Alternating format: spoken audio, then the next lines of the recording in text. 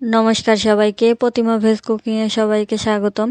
আজ আমি তোমাদের সাথে লাউয়ের পাকোড়া রেসিপি শেয়ার করব।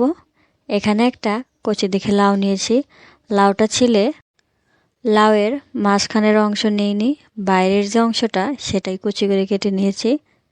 এবার বাদবাকি উপকরণ দিয়ে দেব।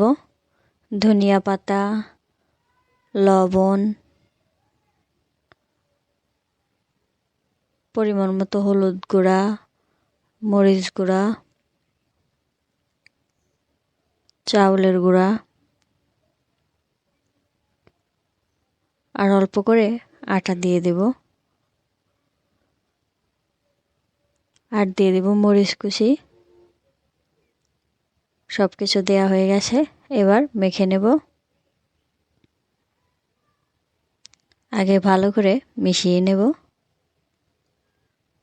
তারপরে অল্প করে জল দিয়ে দেব। বেশি জল দেওয়া যাবে না, কারণ লাউ থেকে জল ছাড়বে। বেশি দিলে পাতলা হয়ে যাবে। অল্প অল্প জল দিয়ে মেখে নিয়েছি।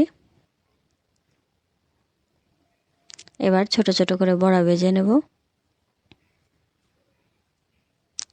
প্যান বসিয়ে দিয়েছি, এবার দিয়ে দেব তেল।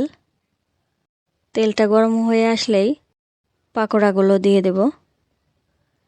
একে একে সবগুলো পাকোড়ায় দিয়ে দেব। আর পাকোড়া দেওয়ার সময় চুলার আঁচটা একদম লো রাখতে হবে। পাকোড়া দেওয়ার ডিজাইনটা তোমরা তোমাদের পছন্দ অনুযায়ী দেবে। পাকোড়া দেওয়া হয়ে গেছে, এবার চুলার আঁচটা বাড়িয়ে ভেজে নেব। এক পাশটা একটু হয়ে গেছে, এবার উল্টে দেব। লাউ দিয়ে যে পাকোড়া খাওয়া যায় সেটা হয়তো অনেকেই জানো না।